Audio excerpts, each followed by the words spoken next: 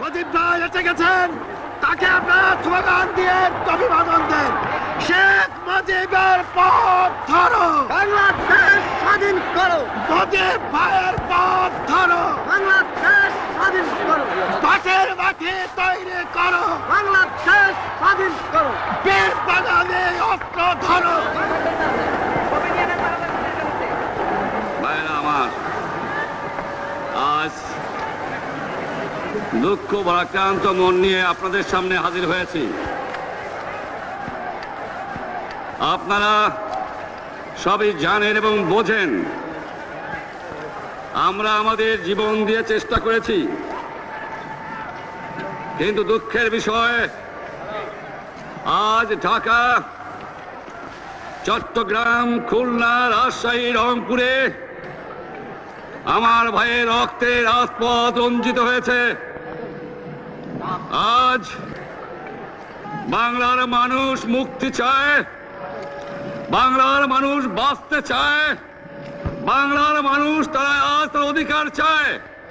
কি অন্যায় করেছিলাম নির্বাচনের পরে বাংলাদেশের মানুষ সম্পূর্ণভাবে আমাকে আওয়ামী লীগকে ভোট দেন।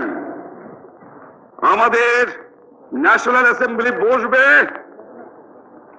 আমরা সেখানে শাসনতন্ত্র তৈরি করব এবং এই দেশকে আমরা গড়ে তুলব। এদেশের মানুষ অর্থনৈতিক, রাজনৈতিক, সাংস্কৃতিক মুক্তি পাবে।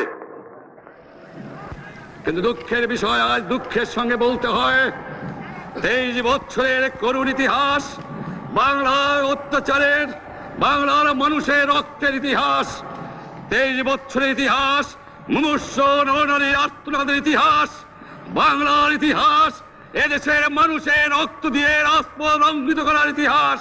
1952 সালে রক্ত দিয়েছি, 1954 সালে নির্বাচনে জয়লাভ করেও আমরা গদিতে বসতে পারি নাই। 1958 সালে আইয়ুব খান মার্শাল ল জারি করে 10 বছর পর্যন্ত আমাদের গোলাম করে রেখেছে। 1967 সালে 6 দফার আন্দোলনের 7ই জুনে আমার ছেলেদের গুলি করে হত্যা করা হয়েছে। 1969 সালে আন্দোলনে আইয়ুব খানের পতন হওয়ার পরে যখন ইয়াহিয়া খান সাহেব সরকার নিলেন, তিনি বললেন দেশে শাসনতন্ত্র দেবেন, গণতন্ত্র দেবেন, আমরা মেনে নিলাম। তারপরে অনেক ইতিহাস হয়ে গেল, নির্বাচন হলো। আপনারা জানেন দোষ কি আমাদের? আজকে আমি প্রেসিডেন্ট ইয়াহিয়া খান সাহেবের সঙ্গে দেখা করেছি, আপনারা জানেন, আলাপ আলোচনা করেছি। আমি শুধু বাংলার নয়, পাকিস্তানের মেজরিটি পার্টির নেতা হিসাবে তাকে অনুরোধ করলাম 15 ফেব্রুয়ারি তারিখে আপনি জাতীয় পরিষদের অধিবেশন দেন। তিনি আমার কথা রাখলেন না, তিনি রাখলেন ভুট্টো সাহেবের কথা। তিনি বললেন প্রথম সপ্তাহে মাসে হবে, তিনি মানে নিলেন। আমরা বললাম ঠিক আছে, আমরা অ্যাসেম্বলিতে বসবো, আমরা আলোচনা করব। আমি বললাম বক্তৃতার মধ্যে, অ্যাসেম্বলির মধ্যে আলোচনা করব। এমনকি আমি এ পর্যন্ত বললাম যদি কেউ ন্যায্য কথা বলে, আমরা সংখ্যায় বেশি হলেও একজন যদিও সে হয়, তার ন্যায্য কথা আমরা মেনে নেব। যারা ভুট্টো সাহেব এখানে এসেছিলেন, আলোচনা করলেন, বলে গেলেন যে আলোচনার দরজা বন্ধ না, আরো আলোচনা হবে। তারপরে অন্য নেতৃত্বের সঙ্গে আলাপ করলাম, আপনারা আসুন বসি, আমরা আলাপ করে শাসনতন্ত্র তৈরি করি।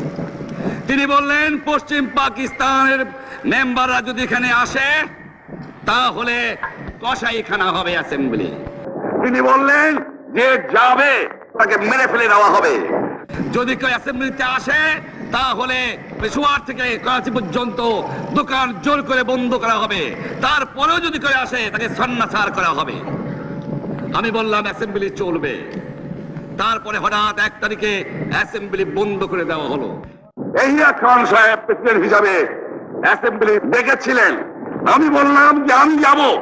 ভুট্টো সাহেব বললেন তিনি যাবেন না।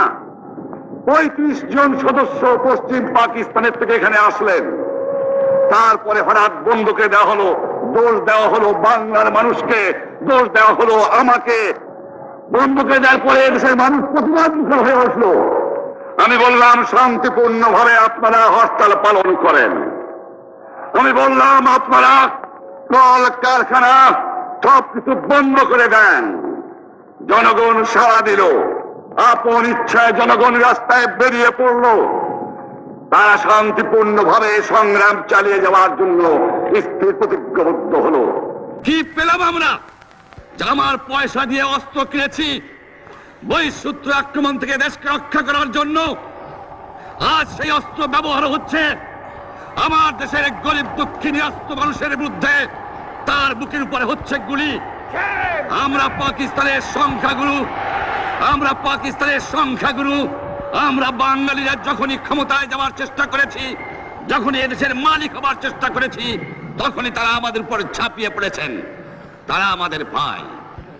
আমি বলেছি তাদের কাছে এই কথা যে আপনারা কেন আপনার ভাইয়ের বুকে গুলি মারবেন? আপনাদের রাখা হয়েছে যদি বহিঃশত্রু আক্রমণ করে তার থেকে দেশকে রক্ষা করার জন্য। তারপরে উনি বললেন যে আমার নামে বলেছেন, আমি নাকি বলে স্বীকার করেছি যে 10 তারিখে রাউন্ড টেবল কনফারেন্স হবে। আমি উনাকে একথা বলে দেবার চাই, আমি তাকে তা বলি নাই।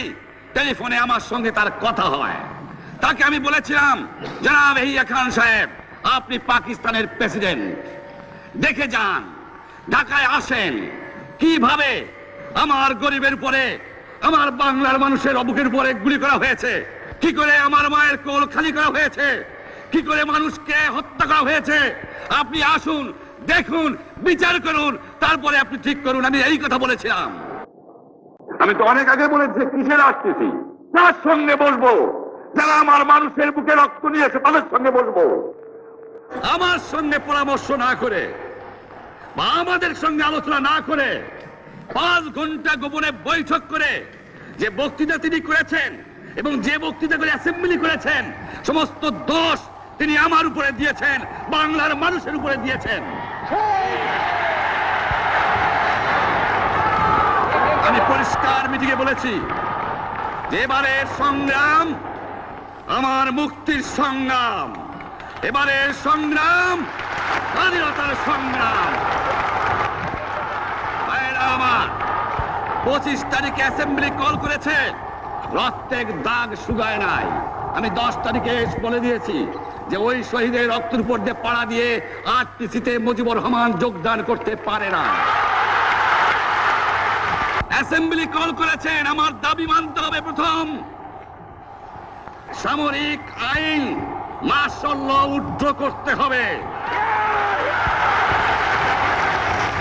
সমস্ত সামরিক বাহিনীর লোকদের ব্যারাকে ফেরত দিতে হবে। যেভাবে হত্যা করা হয়েছে তার তদন্ত করতে হবে। আর জনগণের প্রতিনিধির কাছে ক্ষমতা হস্তান্তর করতে হবে। তারপরে বিবেচনা করে দেখব আমরা অ্যাসেম্বলিতে বসতে পারবো কি পারবো না। এর পূর্বে অ্যাসেম্বলিতে বসার, আমরা অ্যাসেম্বলিতে বসতে আমরা পারি না। জনগণ সে অধিকার আমাকে দেয় নাই। ভাইয়েরা আমার, তোমরা আমার উপর বিশ্বাস আছে? আমি প্রধানমন্ত্রিত্ব চাই না, আমরা দেশের মানুষের অধিকার চাই। আমি পরিষ্কার অক্ষরে বলে দেবার চাই যে আজ থেকে এই বাংলাদেশে কোর্ট কাছারি, আদালত, ফৌজদারি, শিক্ষা প্রতিষ্ঠান অনির্দিষ্ট কালের জন্য বন্ধ থাকবে। গরিবের যাতে কষ্ট না হয়, যাতে আমার মানুষ কষ্ট না করে, সেই জন্য সমস্ত অন্যান্য জিনিসগুলো আছে সেগুলোর হরতাল কাল থেকে চলবে না। রিক্সা ঘোড়াগাড়ি চলবে, রেল চলবে, লঞ্চ চলবে।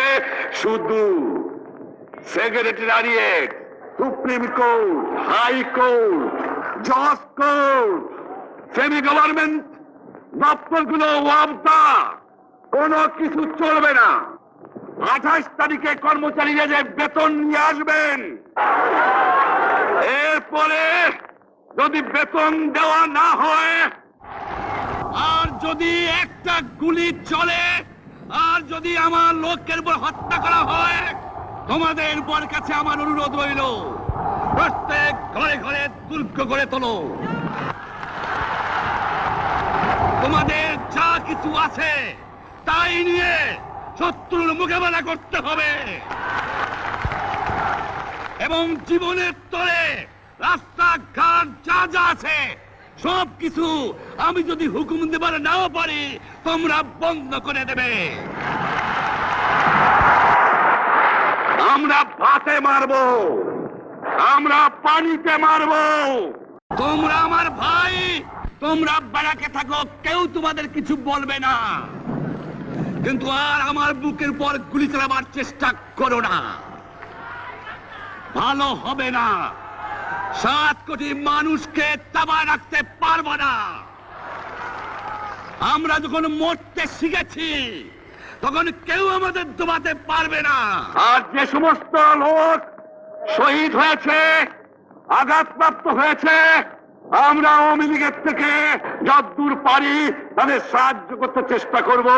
যারা পারেন আমার রিলিফ কমিটি সামান্য টাকা পয়সা পৌঁছিয়ে দেবেন। আর এই 7 দিন হরতালে যে সমস্ত শ্রমিক ভাইরা যোগদান করেছেন, প্রত্যেকটা শিল্পের মালিক তাদের বেতন পৌঁছায় দেবেন। সরকারি কর্মচারীদের বলি, আমি যা বলি তা মানতে হবে। যে পর্যন্ত আমার এই দেশের মুক্তি না হবে, খাজনা ট্যাক্স বন্ধ করে দেওয়া হলো, কেউ দেবে না। শোনেন, মনে রাখবেন, শত্রু বাহিনী ঢুকেছে, নিজেদের মধ্যে আত্মকলহ সৃষ্টি করবে, লুটতরাজ করবে।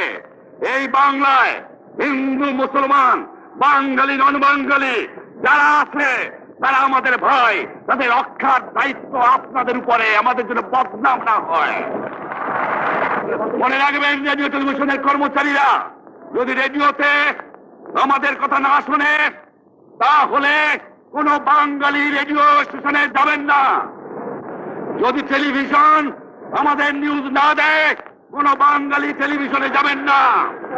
2 ঘন্টা ব্যাংক খোলা থাকবে, যাতে মানুষ তাদের মায়নাপত্র নেবার পারে, কিন্তু পূর্ব বাংলার থেকে পশ্চিম পাকিস্তানে 1 পয়সা চালান হতে পারবে না। টেলিফোন টেলিগ্রাম আমাদের এই পূর্ব বাংলায় চলবে, এবং বিদেশের সঙ্গে নিউজ পাঠ হলে আপনারা চালাবেন, কিন্তু যদি এই দেশের মানুষকে খতম করার চেষ্টা করা হয়, বাঙালিরা বুঝে শুনে কাজ করবেন। তবে অনুরোধ করছি, আপনারা আমাদের ভাই, আপনারা দেশকে একেবারে জাহান্নামে ধ্বংস করে দিয়েন না। জীবনে আর কোনোদিন আপনাদের মুখ দেখা দেখি হবে না। যদিও আমরা শান্তিপূর্ণভাবে আমাদের ফয়সলা করতে পারি, তাহলে অন্তপক্ষে ভাই ভাই হিসেবে বাস করার সম্ভাবনা আছে। সেই জন্য আপনাদের অনুরোধ করছি, আমার এই দেশে আপনারা মিলিটারি শাসন চালাবার চেষ্টা করবেন না। দ্বিতীয় কথা, প্রত্যেক গ্রামে, প্রত্যেক মহল্লায়, প্রত্যেক ইউনিয়নে, প্রত্যেক সাব ডিভিশনে আওয়ামী লীগের নেতৃত্বে সংগ্রাম পরিষদ গড়ে তোলো, এবং তোমাদের যা কিছু আছে তাই নিয়ে প্রস্তুত থাকো। মনে রাখবা, রক্ত যখন দিয়েছি, রক্ত আরো দেব, এই দেশের মানুষকে মুক্ত করে ছাড়বো ইনশাআল্লাহ। এবারে সংগ্রাম আমাদের মুক্তির সংগ্রাম, এবারে সংগ্রাম স্বাধীনতার সংগ্রাম। জয় বাংলা।